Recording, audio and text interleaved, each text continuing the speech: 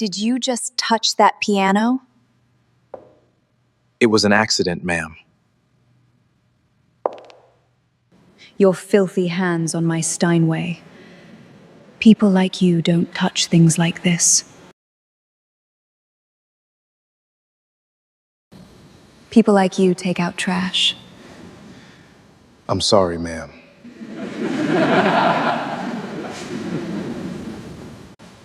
You even smell like it.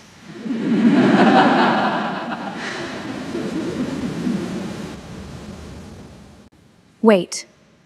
You touched it like you know how to play. So prove it. Sit down and play. And if you can, I'll marry you.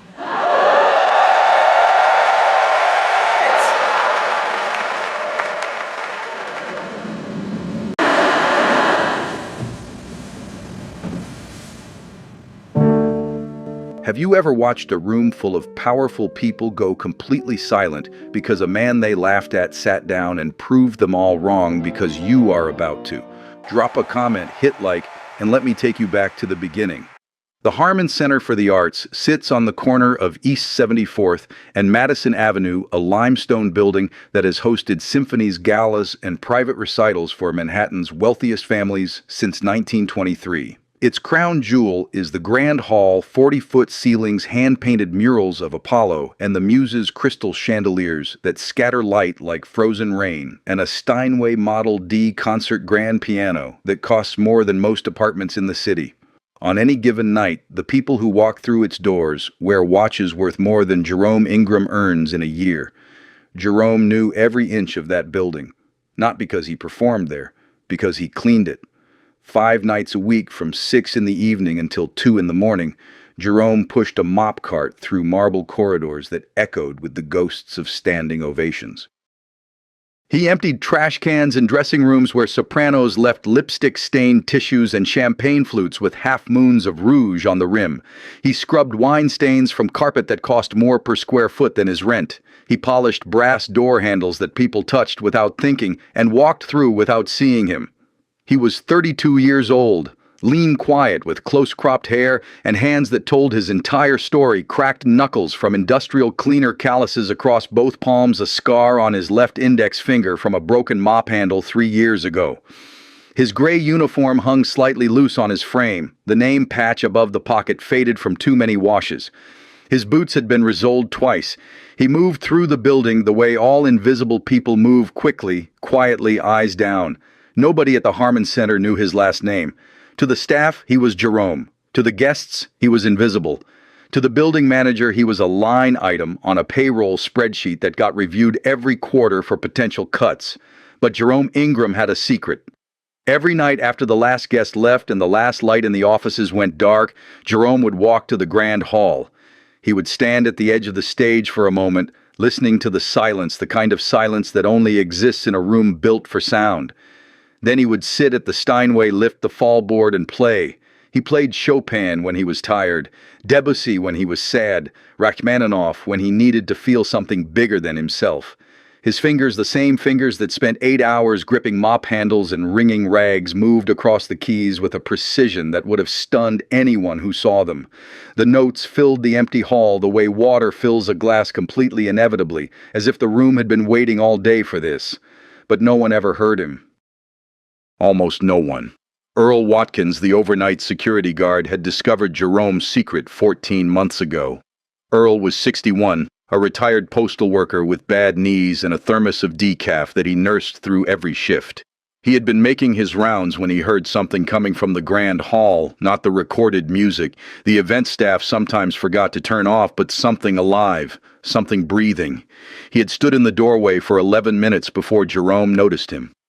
Earl never told anyone. Some nights he would sit in the back row of the empty hall, his radio turned low, and just listen. He once told Jerome it was the best part of his shift. Jerome had smiled, a rare thing, a crack in the quiet, and kept playing. The music was the one piece of Jerome's life that still belonged to him. Everything else had been taken. He had started playing at 6 years old on a second-hand upright piano his mother Lorraine bought from a church basement in Harlem for $200. The piano was missing 3 keys in the upper register, and the sustain pedal stuck if you pressed it too hard, but to Jerome, it was a spaceship, a portal, a door to somewhere better. His fingers found patterns before his teachers could explain them. By 8, he was playing Beethoven sonatas from memory. By 11, he was performing at recitals across the city, and teachers whispered words like prodigy and generational. By 13, a letter arrived from the Juilliard School, a pre-college program invitation, full scholarship. His mother cried when she read it. She put the letter on the refrigerator with a magnet shaped like a treble clef. 3 weeks later, she was diagnosed with stage 3 ovarian cancer. Jerome's father, a long-haul trucker named Curtis, who was home maybe 60 days a year, stopped coming home entirely. No call, no note, no forwarding address. Just silence like a song that stops mid-measure and never resolves. Jerome was 14. He folded the Juilliard letter and put it in his wallet. He picked up shifts at a grocery store after school, bagging produce with the same hands that had been learning list. He learned to cook rice and beans so his mother could eat when the chemotherapy made everything taste like metal. He sat beside her hospital bed on nights when the pain got so bad she couldn't speak, and he hummed Chopin nocturnes until her breathing steadied. He never complained. Not once. Not to anyone. Lorraine Ingram died on a Tuesday in April. The cherry blossoms outside Harlem Hospital were in full bloom. Jerome was 19. The hospital bill was $63,000. The piano in the apartment went silent. The Juilliard letter was still in his wallet. He never applied. Instead, he worked, stocking shelves at a bodega on 125th Street, washing dishes at a diner where the owner paid cash and never asked questions, driving overnight deliveries for a florist who supplied hotels downtown, and eventually cleaning buildings, first a school in the Bronx, then an office tower in Midtown, and finally the Harmon Center for the Arts. The Harmon Center hired him at 26. The irony was a blade that never dulled. Every night he cleaned the same halls where the career he was supposed to have would have unfolded. He mopped floors that concert pianists walked across. He dusted frames that held photographs of performers who had studied at the school he never attended. The Juilliard letter disintegrated years ago from being folded and unfolded too many times. But Jerome remembered every word. He kept the creased leather fold in his wallet anyway, the ghost of the paper pressed into it like a scar. Some dreams don't die. They just learn to be quiet. And every night, between 1 and 2 in the morning, Jerome let his dream make noise again on the Steinway in the Grand Hall. He played for no one. He played for his mother. He played because if he stopped, he was afraid he would forget how, and forgetting would mean she was truly gone. That was enough. It had to be. Until the night of the Thornton Gala. The Thornton Gala was the most exclusive fundraiser on Manhattan's arts calendar. One night, one venue, 300 guests who each paid $10,000 for the privilege of being seen in the same room as Camille Thornton. Camille arrived at the Harmon Center at 5:45 p.m., 13 minutes ahead of schedule, which was exactly how she planned it. She stepped out of a black Escalade wearing a floor-length crimson gown that clung to her frame like it had been sewn onto her body that afternoon, which it had. Her platinum blonde hair fell in perfect waves, not a single strand out of place, as if each one had been individually instructed. Diamond earrings, diamond bracelet, a thin gold chain at her collarbone that probably cost more than Jerome's annual salary. She was 30 years old. She looked like a woman who had never been told no. 2 assistants flanked her, one carrying a leather portfolio, the other holding her phone at the exact angle she preferred for candid shots that were never actually candid. Behind them walked Nadia Chen Camille's chief of staff, a woman whose entire job was to make sure the world arranged itself around Camille's preferences before Camille noticed it hadn't. Camille walked through the front entrance of the Harmon Center the way a general walks through a conquered city. Her heels struck the marble floor in sharp, measured beats. Her chin was tilted upward at a precise angle, not enough to seem theatrical, but enough that she was always looking down at whoever she was speaking to. She did not greet the doorman. She did not acknowledge the security guard. She looked through them the way sunlight passes through glass, without resistance, without recognition. Her first words inside the building were a complaint. "The orchids are wrong. Nadia leaned in. "They're the ones you approved on. I approved white phalaenopsis with a single green stripe. These are cream. Get them replaced in 30 minutes or find someone who can." Camille didn't break stride.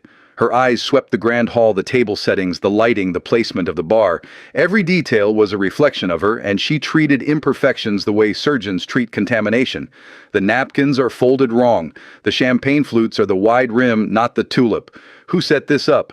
The catering team from "Fire them after tonight, not before." I need the service to be flawless even if the preparation wasn't. Nadia typed furiously on her tablet. She had worked for Camille for 3 years. She had never once seen Camille say thank you to anyone who earned less than 6 figures. The Thornton Arts Foundation had been established by Camille's father, Douglas Thornton, a real estate magnate who believed that art was the only thing that separated civilized people from everyone else. When Douglas died of a heart attack at 61, Camille inherited the foundation, its $40 million endowment, and his philosophy, though she had sharpened it into something colder. Douglas believed art elevated everyone. Camille believed art belonged to those who could afford it. Under her leadership, the foundation had funded 12 new performance spaces, 3 international competitions, and a fellowship program that launched careers. She had also cut funding to 4 community music programs in the Bronx and Harlem, programs that served neighborhoods like the one Jerome grew up in. The official reason was strategic reallocation. The unofficial reason was that Camille didn't see the point in funding art for people who would never attend a gala. She said it once at a board meeting with the casual confidence of someone stating a weather forecast, "You can't grow orchids in a parking lot." The board members laughed. The grants were reassigned. 200 kids lost their Saturday piano lessons. Camille never thought about it again. Tonight was about legacy. Tonight was about proving that the Thornton name meant something beyond real estate and tax shelters. The gala would feature a performance by Dmitry Volkov, a Russian pianist who had sold out Carnegie Hall twice, and whose fee for a private event was $250,000. The performance was the centerpiece. The donation pledges would follow, and Camille would stand at the center of it all, the patron, the tastemaker, the woman whose approval could launch or bury a career in classical music. At 6:15, she noticed Jerome. He was wiping down the microphone stands near the piano, moving carefully to avoid bumping the Steinway. His gray uniform blended into the background. His boots left no marks on the polished floor. He worked the way he always worked, silently, efficiently, with his eyes down. Camille watched him for 3 seconds. That was enough. Nadia. She didn't look away from Jerome. "Why is there a janitor near the piano?" "He's part of the evening setup crew. He's just..." "Move him. That instrument is worth $200,000. "I don't want him within 10 feet of it." Nadia walked over. Jerome nodded, picked up his supplies, and moved to the far side of the hall without a word. He didn't look at Camille. He didn't look at anyone. Camille watched him go. Then she turned back to the orchids. She had already forgotten his face. She would remember it soon enough. The gala began at 7. By 7:30, the grand hall was full. 300 guests in black tie and evening gowns moved through the space like a slow, expensive river. Waiters circled with champagne and hors d'oeuvres. A string quartet played soft Vivaldi from a corner. Laughter rose and fell in careful, practiced waves, the kind that signals status, not joy. Camille stood near the bar, a glass of Krug in her left hand, her right hand resting on the arm of a hedge fund manager whose name she would forget by morning. She smiled, lips only, never eyes, and nodded at the right moments. At 7:42, Nadia appeared at her side. Her face was the color of the cream orchids that had already been replaced. "We have a problem. Handle it?" Dmitry Volkov's flight was diverted to Philadelphia. "Weather. He's not coming." Camille's glass paused halfway to her lips. For 2 seconds, something human flickered behind her eyes, panic, the unfamiliar sensation of a situation she couldn't control. Then it was gone. "Find a replacement." "I've called 4 pianists. None can get here before midnight." "Then find a 5th. "Camille, the performance is in 30 minutes. She set her glass on a passing waiter's tray without looking at him. She turned to face the grand hall, the Steinway, gleaming under the spotlight, the empty bench. The entire evening was built around that bench. Without a pianist, the gala was just an expensive dinner party. Nobody leaves this room knowing there was a problem. Fix it, or I'll fix you. Jerome heard none of this. He was near the service corridor, moving a microphone stand that had been placed too close to the piano. Simple task. 30 seconds. He lifted the stand. The bass swung wider than he expected. His elbow caught the edge of the keyboard. 3 notes rang out. B flat D F. A clean chord. It cut through the Vivaldi, through the laughter, through the champagne murmur, and filled the 40-foot ceiling like a bell. Every head in the room turned. Jerome pulled his arm back as if the keys had burned him. Camille was already walking toward him. Her heels struck the marble in deliberate beats. The crowd parted. Conversation stopped mid-sentence. "What did you just do?" "It was an accident, ma'am. My elbow hit the—" "Your elbow hit a $200,000 Steinway, in the middle of my gala, in front of my guests. I'm sorry, ma'am.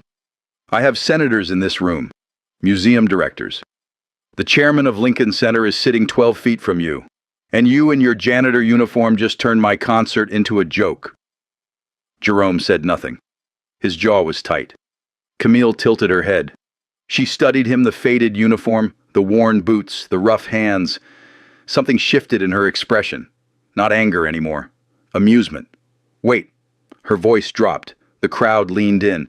"You touched those keys like you've done it before." Jerome didn't answer. Camille smiled. Slow. Deliberate. The smile of someone who has just found tonight's entertainment. She turned to the crowd. Every phone was already up. "Ladies and gentlemen, our scheduled pianist couldn't make it tonight, but it seems we have a volunteer." She gestured toward Jerome the way a ringmaster gestures toward a performing animal. "Our janitor seems to think he can play." Laughter. Not all of it cruel, some nervous, some curious, but enough of it cruel. Camille leaned close. But the mic stand Jerome had moved was still live. Every speaker in the hall carried her voice. "Sit down, play it, and if you can actually play, I'll marry you." The room exploded. Laughter, gasps. Someone shouted, "Do it!" Someone else yelled, "This is going viral." Red recording lights blinked across 300 phones. Jerome stood in the center of it all. Gray uniform, worn boots, 300 faces staring at him like he was the punchline of a joke he didn't write. A woman in the second row covered her mouth not in horror but to hide her smile. A man in a tuxedo elbowed his companion and whispered something that made them both snicker. Near the back, a teenager held her phone sideways for a wider shot, her lips already moving, narrating for her followers. And not one person in that room said, "Stop." The laughter settled into silence, the kind of silence that watches. Jerome stood between the piano and the crowd, his mop cart 3 feet behind him, the microphone stand still warm from his hands. 300 people waited, some grinning, some recording, some already composing the caption for their post. He could walk away. He should walk away. Pick up the mop, push the cart back through the service corridor, clock out. Take the subway home to the studio apartment in Washington Heights, where no one would ever ask him to prove anything. He could be invisible again in 30 seconds. His hands were shaking. He looked down at them. The same hands that had spent 16 years gripping mop handles, wringing rags, scrubbing tile grout with a toothbrush at 2 in the morning. The same hands that had carried grocery bags up 6 flights of stairs when the elevator was broken. The same hands that had held his mother's fingers in a hospital room while machines beeped the countdown of her life. But before all of that, before the bleach and the hospital bills and the silence, these hands had played Rachmaninoff at a recital in Harlem when he was 12 years old, and a woman in the third row had cried. His mother. She had said something to him afterward. Standing outside the community center, the streetlight buzzing above them, her coat too thin for November, she had taken his hands in hers, both of them small back then, and said, "Baby, your hands don't belong to anyone but God and that piano. Don't ever let anyone tell you different." He was 12. He believed her. He was 32 now, standing in a room full of people who saw his uniform and decided that was all he was. His mother's voice was still there, quiet, steady. The way it always was near the end when the morphine made everything else blurry but her words stayed sharp. Don't ever let anyone tell you different. Jerome stopped shaking. He looked up, not at Camille, not at the phones, at the Steinway. It sat under the spotlight like it had been waiting for him, the same way it waited every night at 1 in the morning when the building was empty and the silence belonged to him. He knew the weight of every key. He knew the way the sustain pedal caught if you pressed it too fast. He knew the tiny scratch on the fallboard where someone had set down a wine glass 20 years ago.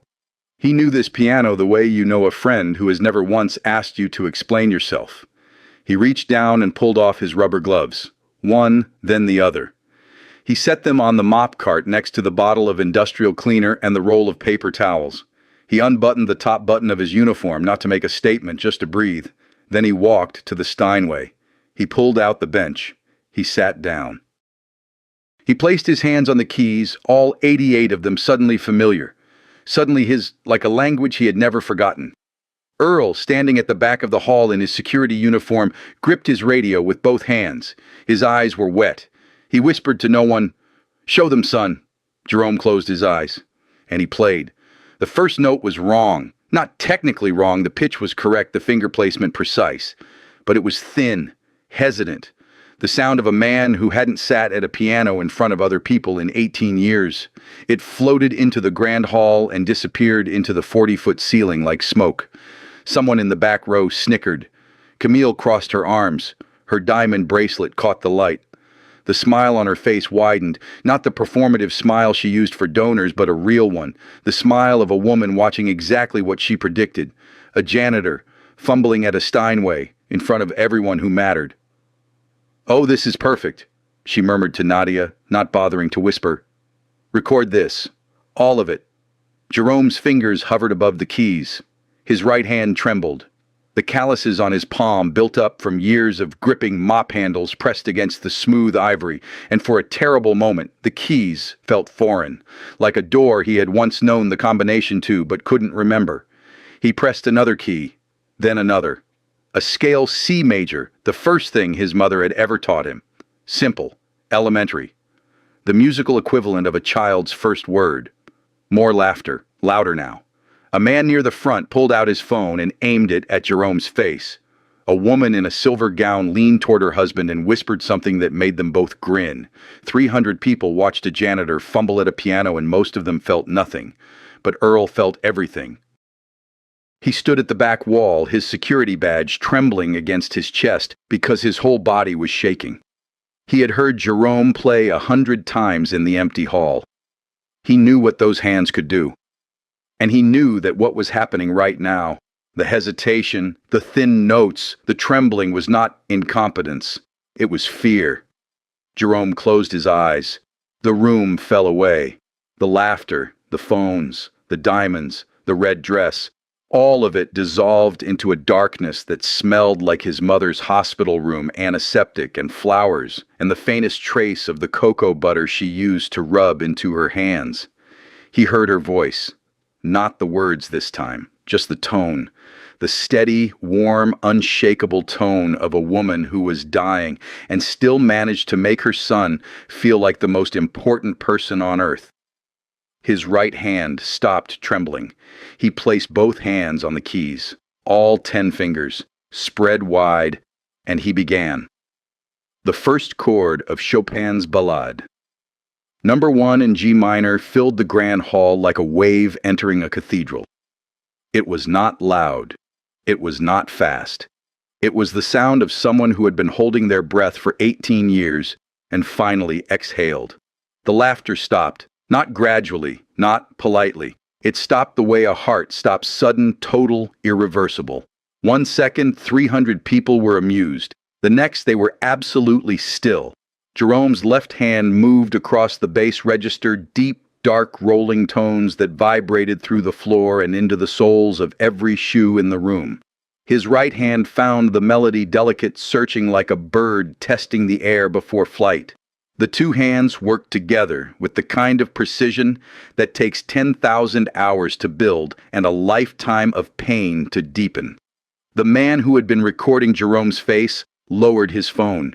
He didn't stop recording, but the angle changed. It was no longer aimed at a joke. It was aimed at something he didn't understand. The woman in the silver gown stopped whispering.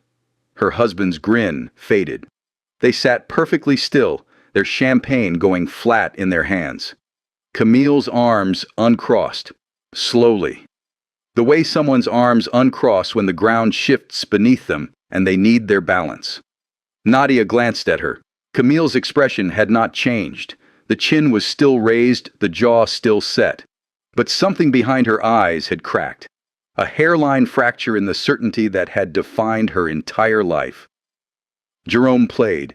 The Chopin poured out of him like water from a broken dam, not chaotic, not wild, but unstoppable.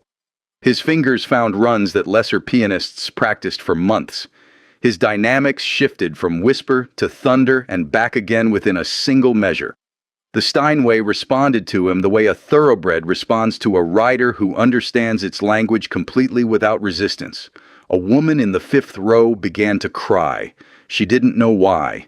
The music had found something inside her that she had been protecting, and it opened it without permission. The string quartet had stopped playing. They stood in their corner instruments at their sides, watching Jerome with the wide, unblinking eyes of musicians who recognize mastery when they hear it. In the second row, a man in his 70s sat forward in his chair. His name was Theodore Calloway. He had conducted the New York Philharmonic for 23 years. He had performed with Yo-Yo Ma accompanied Martha Argerich, and once told a young Lang Lang that he had decent technique. Theodore Calloway did not use the word genius. He did not believe in it. But right now, his hands were gripping the armrests of his chair, and his eyes were filling with tears. He knew. He could hear it in every note. This was not a man who had taken lessons. This was not a man who had practiced in a studio with a metronome and a teacher correcting his posture. This was something rarer. This was a man who had been born with music wired into his nervous system and then had been denied the right to use it for almost 2 decades. The Chopin reached its climax. Jerome's hands moved so fast they blurred. The notes cascaded like a waterfall, in reverse, rising, reaching, and then resolved into a single perfect, heartbreaking chord that hung in the air like the last word of a prayer. Silence. 2 seconds of pure cathedral silence. Then Jerome transitioned without pause. The opening bars of Rachmaninoff's Piano Concerto No. 2 hit the grand hall like a thunderclap. This was not Chopin anymore. This was not delicacy and nuance and whispered pain. This was war. This was a man standing on the edge of a cliff and deciding to jump not because he wanted to fall, but because he knew he could fly. Jerome's left hand slammed into the bass octaves, the famous opening chords that Rachmaninoff wrote to sound like church bells tolling at the end of the world. The Steinway shook, the floor vibrated, crystal glasses on tables 3 rows back trembled in their stems. Then the melody came, the right hand, rising above the thunder like a voice above a storm. Jerome was not performing anymore, he was remembering. This was the last piece his mother ever heard him play. April, 13 years ago. Her hospital room at Harlem Hospital. The piano was a portable keyboard someone had donated to the ward, 61 keys instead of 88, half of them slightly out of tune. Jerome had set it on the tray table next to her bed and played Rachmaninoff, while the IV dripped and the monitor beeped and the cherry blossoms outside the window pressed against the glass like they were trying to listen. His mother had closed her eyes. She had smiled, and then she had stopped breathing. Now, in the grand hall of the Harmon Center for the Arts, Jerome played the same piece on a Steinway that cost more than every piano he had ever touched combined. And he played it the way Rachmaninoff intended, with everything. Every loss, every year of silence, every floor he had mopped, every time someone looked through him, every night he played alone in this very hall with no one listening. The music filled the room the way grief fills a body completely from the inside out, leaving no space for anything else. 300 people were standing. Not because anyone had told them to, not because it was polite. They stood because their bodies understood what was happening before their minds could catch up. This was not a performance. This was a man's entire life compressed into sound. Phones were up everywhere, not to mock, not to record a joke. The red lights blinked because 300 people understood on some level deeper than thought that they were witnessing something that would never happen again. Camille Thornton was still standing where she had been when Jerome sat down. She had not moved. Her champagne was on a table somewhere behind her.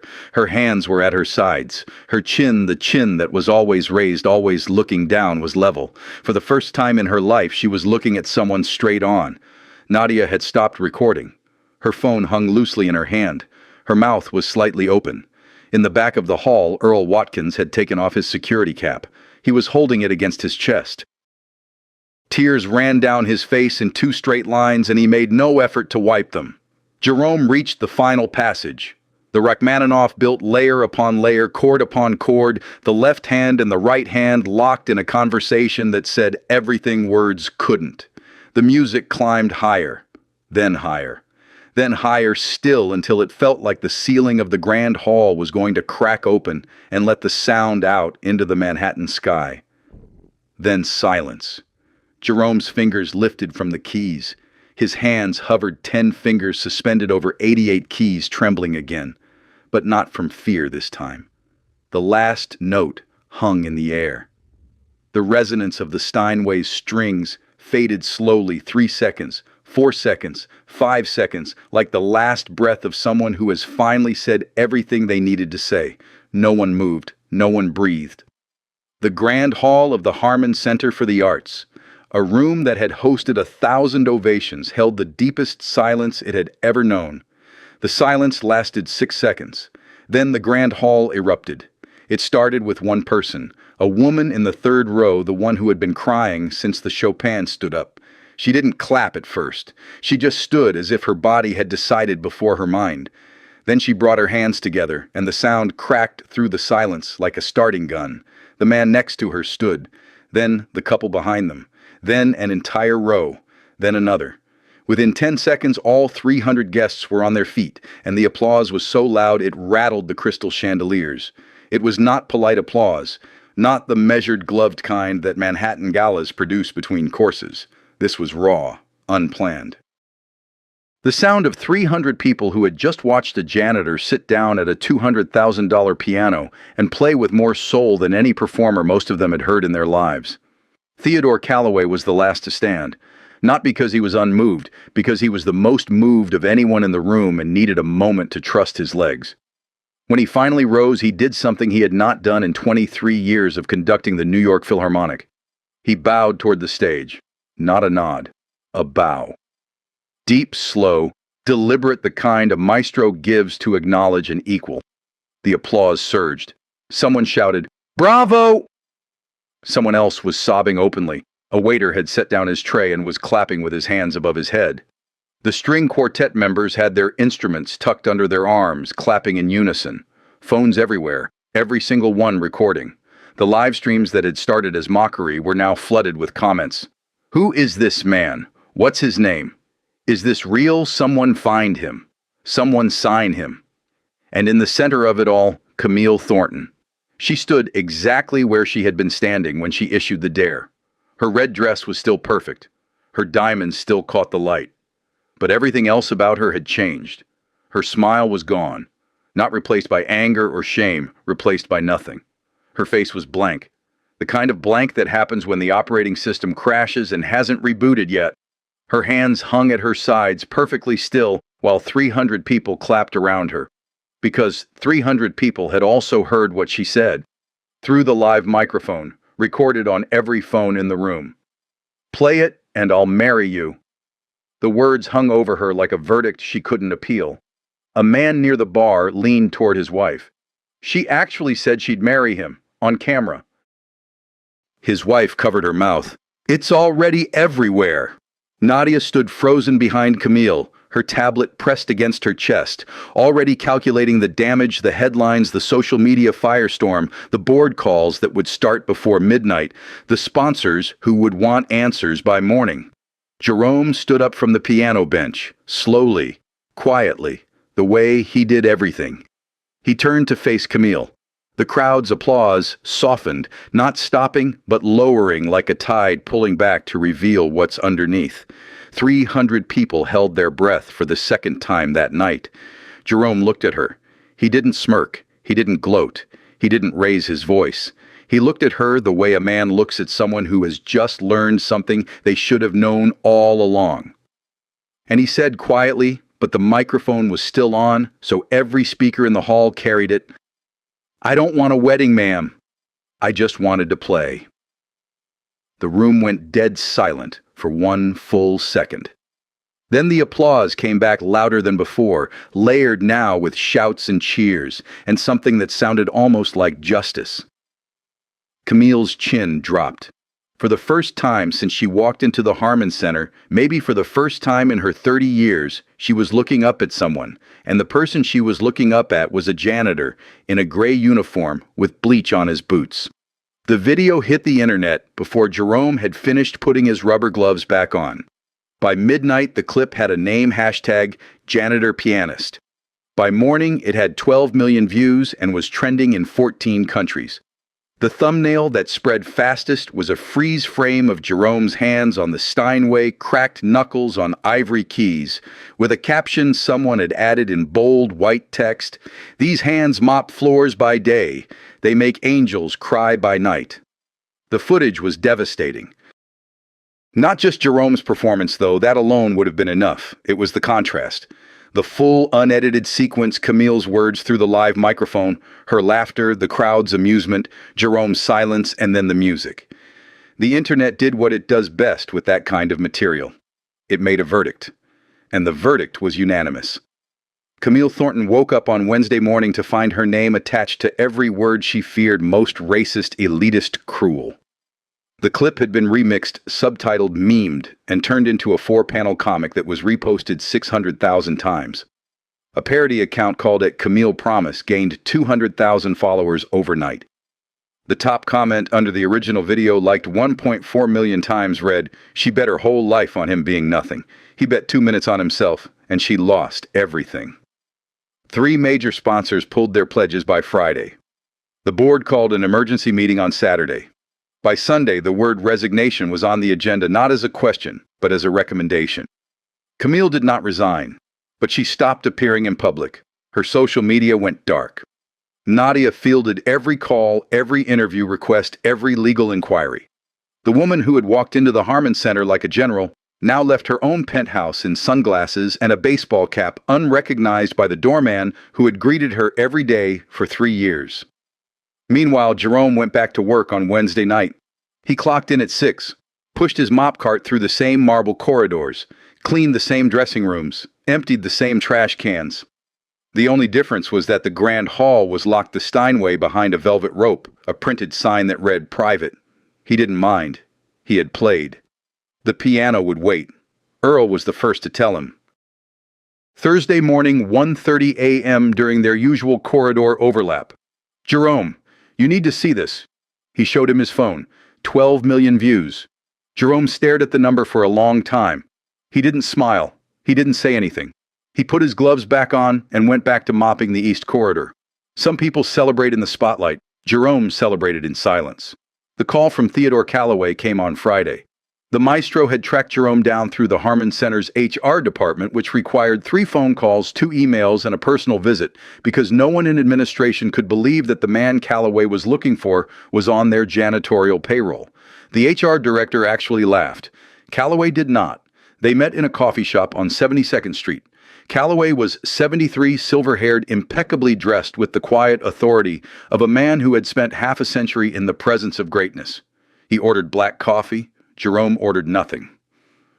"I've heard Kissin play that Rachmaninoff," Calloway said. "I've heard Trifonov. I heard Argerich play it live in Vienna in 1994, and I thought that was the definitive performance of my lifetime." He paused. His coffee went untouched. "I was wrong." Jerome looked at his hands, the cracked knuckles, the calluses, the scar on his left index finger. "I want to offer you a solo performance, Lincoln Center, the Stern Auditorium. 6 weeks from now, full orchestra, my orchestra." Jerome was quiet for a long time. Then he said, "I don't have a suit." Calloway smiled for the first time. "We'll get you one." The same week, a letter arrived at Jerome's apartment in Washington Heights. It was from the Harmon Foundation for Musical Excellence, a separate organization from the Thornton Foundation funded by old money that preferred anonymity over galas. The letter offered a full scholarship to the Juilliard School's adult program, covering tuition, housing, and a living stipend for 2 years. Jerome read the letter standing in his kitchen next to a refrigerator that still bore the faded mark where a treble clef magnet had once held a different letter, the one that had disintegrated years ago from being folded and unfolded too many times. He read it 3 times. Then he folded it carefully and put it in his wallet next to the worn leather crease where the ghost of that first letter still lived. On the following Tuesday evening, Camille Thornton's black Escalade pulled up outside the Harmon Center. She hadn't been back since the gala. She walked through the service entrance, not the front. She found Jerome in the east corridor wringing out a mop. No entourage, no diamonds, a plain coat, hair pulled back. She looked smaller than he remembered. Younger. Like someone had peeled away a layer of armor and the person underneath didn't quite know how to stand without it. "I came to apologize," she said. Jerome leaned the mop against the wall. "You don't have to." "I know I don't have to. That's why I'm here." They stood in the corridor for 40 minutes. She asked about his mother. He told her about the piano in the church basement, the Juilliard letter on the fridge, the nocturnes he hummed in the hospital. She asked about the scholarship. He showed her the letter. She read it, and her eyes filled not with guilt, but with something harder to name. Recognition, maybe. The sudden understanding that the man she had called dirty and ignorant had been carrying a dream in his wallet for longer than she had been running her foundation. When she left, she shook his hand. Her grip was different than it would have been 2 weeks ago. Softer. Careful. Like she was holding something she was afraid of breaking. Earl watched from the end of the corridor. He didn't say anything. He just smiled, slow satisfied, the smile of a man who always knew. Then he went back to his rounds. 6 weeks later, Jerome Ingram walked onto the stage of the Stern Auditorium at Lincoln Center. He wore a black suit. His first. It fit him the way music fit him, like it had been waiting. The auditorium held 2,800 seats. Every one of them was filled. The hashtag Janitor Pianist hashtag had done its work. People had flown in from Chicago, from Atlanta, from London. A documentary crew had set up cameras in 3 corners. The New York Times had sent a music critic who hadn't attended a debut recital in 11 years. Behind Jerome sat the full New York Philharmonic, tuned and ready. Theodore Calloway stood at the podium, baton in hand, his silver hair catching the stage light. He caught Jerome's eye and gave a single, almost invisible nod. Jerome looked out at the audience. 2,800 faces. More than he had ever seen in one place. More than he had ever imagined seeing while he mopped floors at the Harmon Center. In the front row, 3 seats in from the aisle, sat Camille Thornton. She was not wearing a red dress. She was wearing something dark, something quiet. No diamonds. Her hair was pulled back, simply. She sat with her hands folded in her lap, and when Jerome's eyes found hers, she didn't look away. She didn't smile. She didn't perform. She just looked at him. Straight on, the way she should have looked at him the first time. Her lips moved 2 words, no sound. But Jerome read them from 50 feet away because he had waited 6 weeks to see them. I'm sorry. 2 seats down from Camille, Earl Watkins sat in a suit he had borrowed from his brother-in-law. It was slightly too big in the shoulders. He didn't care. He had driven 45 minutes from the Bronx and arrived an hour early to make sure he got his seat. His security badge was in his jacket pocket. He kept touching it out of habit. Jerome turned to the piano. A Steinway Model D, the same model as the one at the Harmon Center, but this one had been tuned specifically for tonight. He placed his hands on the keys. The same hands. The cracked knuckles. The calluses. The scar on the left index finger.